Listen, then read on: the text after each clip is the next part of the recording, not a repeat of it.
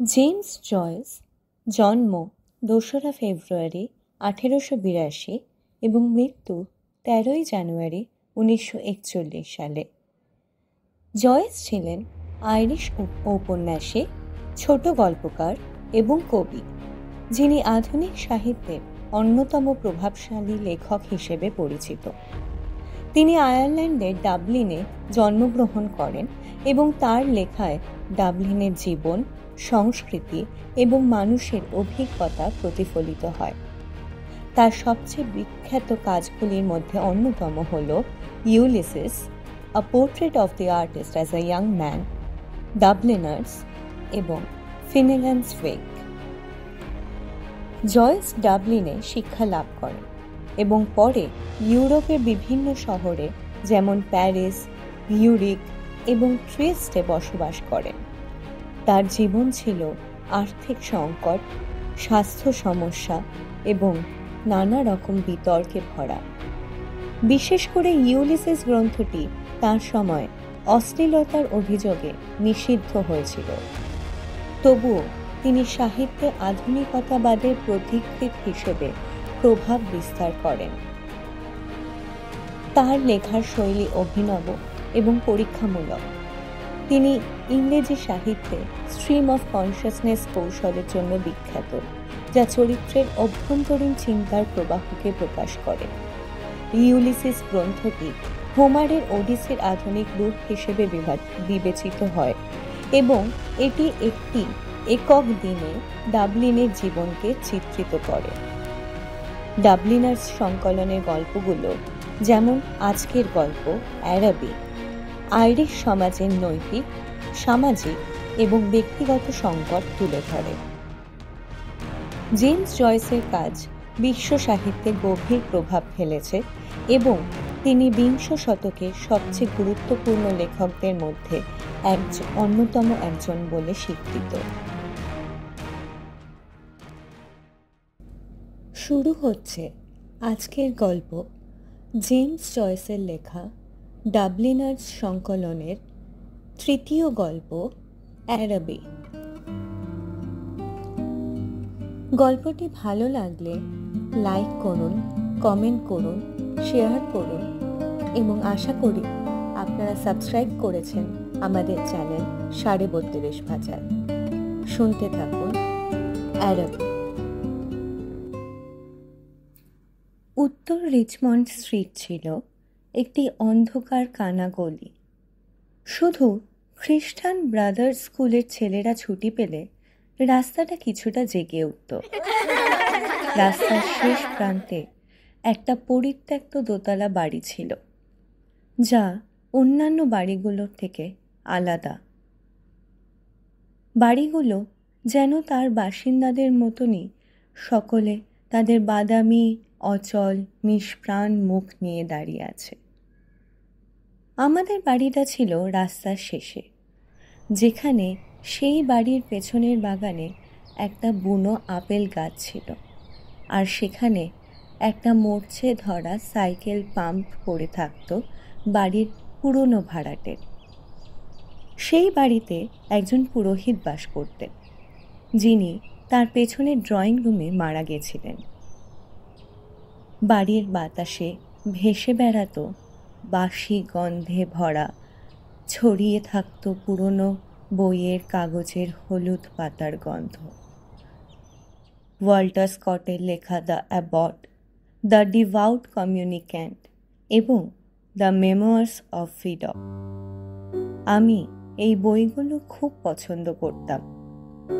পুরোহিত আমাদের স্কুলে রোমান ইতিহাস পড়াতেন এবং তিনি ছিলেন নম্র স্বভাবের সদয় মানুষ, যিনি তার মৃত্যুর পর তার বোনকে তার সমস্ত আসবাবপত্র দিয়ে গিয়েছিলেন এবং তার অর্থ সম্পত্তি দান করেছিলেন দাতব্য সংস্থায়।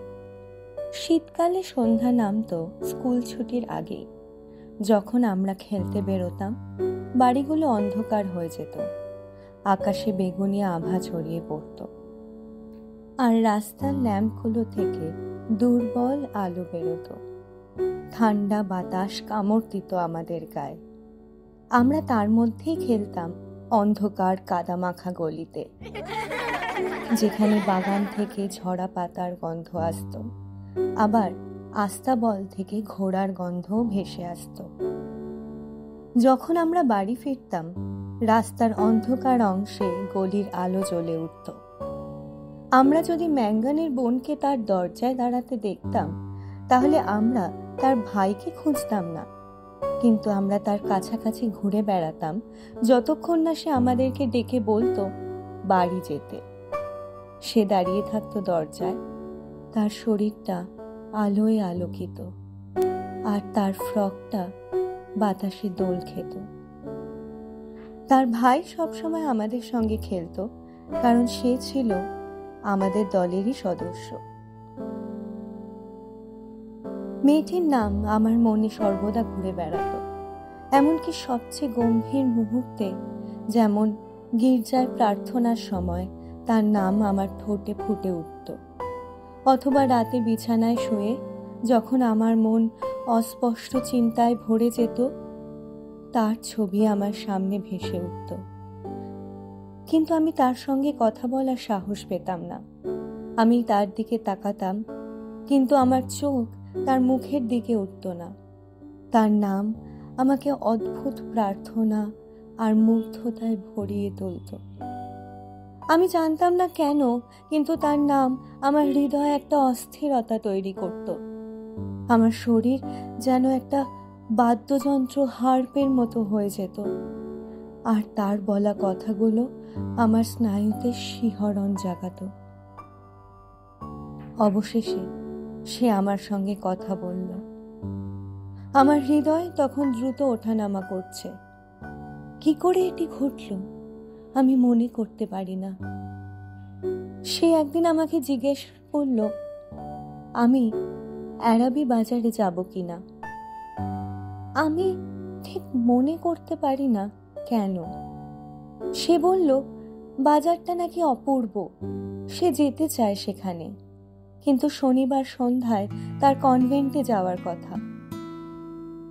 আমি তার দিকে অপলক তাকিয়ে রইলাম যখন সে তার মাথা ঘুরিয়ে তার ভাইকে ডাকল। তার পোশাক বাতাসে দোল খেল, আর তার চুলের নরম দড়ি আমার দিকে দোল খেল। আমি বললাম, গেলে ভালোই হবে। যদি আমি যাই, তোমার জন্য কিছু নিয়ে আসব। কি অদ্ভুত দিনগুলো কাটলো তারপর। আমি স্কুলের কাজে মন দিতে পারলাম না। তার ছবি আমার এবং আমার দৈনন্দিন কাজের মধ্যে দাঁড়িয়ে রইল। আরাবি শব্দের প্রত্যেকটি অক্ষর আমার মনে জাদু নগরী আরব্যের ছবি তুলে ধরল। আমি বাজারের কল্পনা করতাম, যেখানে পূর্বের বিভিন্ন সামগ্রী বিক্রি হয়। একদিন আমি কাকাকে বললাম, কাকা, আমি শনিবার সন্ধ্যায় বাজারে যাব। তিনি আমার কথা শুনে বিরক্ত হয়ে আমার কাকিকে জিজ্ঞাসা করলেন, এটি আবার কি? ব্যাপারটি সেদিনের মতন সেখানেই চাপা পড়ে গেল। এদিকে স্কুলে আমি শিক্ষকের দিকে তাকিয়ে থাকতাম, অপেক্ষা করতাম কখন ঘন্টা বাজবে। বাড়িতে আমার অস্থিরতা আরো বাড়ল। শনিবার সকালে আমি কাকাকে মনে করিয়ে দিলাম, কিন্তু কাকা খুব ব্যস্ত ছিলেন। প্রতিদিনের মতন সেদিনও তিনি রাতে দেরি করে বাড়ি ফিরলেন। তখন রাত প্রায় 9টা বাজে। আমি অপেক্ষা করতে করতে অস্থির হয়ে উঠলাম। অবশেষে কাকা যখন বাড়ি ফিরলেন, তখন তিনি মদ্য। কাকির জোড়াজড়িতে শেষে তিনি আমাকে একটা ফ্লোরিং দিলেন। সঙ্গে সঙ্গে আমি বেরিয়ে পড়লাম ট্রেনে করে বাজারে যাবার উদ্দেশ্যে। আরাবি পৌঁছে দেখলাম বেশিরভাগ দোকান বন্ধ। আমি একটা ক্যাফের মতো দোকানে গেলাম, যেখানে দুজন পুরুষ ইংরেজি অ্যাকসেন্টে কথা বলছিল একটি যুবতী মেয়ের সঙ্গে। আমি এটা সেটা দেখছিলাম। যুবতীটি আমার দিকে তাকালে আমি কিছু কেনার ভান করলাম। সে উদাসীন দৃষ্টিতে আমার দিকে তাকিয়ে বলল, তুমি কি কিছু কিনবে? আমি ঘাড় নাড়িয়ে না বললাম। আমার চোখ জ্বালা করল। আমি অ্যারাবি থেকে বেরিয়ে এলাম। আমি নিজেকে দেখলাম একটা অহংকারী প্রাণী হিসেবে। আমার এতদিনের জমানো সমস্ত অহংকার যেন এক মুহূর্তে হতাশায় ডুবে গেল। আমার চোখ জোড়া সমস্ত স্বপ্ন নিকষ কালো অন্ধকারে ভরে এলো। শুনছিলেন জেমস জয়েসের লেখা বিখ্যাত ছোট গল্প অ্যারাবি। গল্পটি কেমন লাগলো এবং আমাদের চ্যানেলে এরকম আরও কী কী গল্প শুনতে চান কমেন্ট করে জানাতে ভুলবেন না কিন্তু। চ্যানেলটি সাবস্ক্রাইব করুন এবং শুনতে থাকুন 32.5 ভাজা।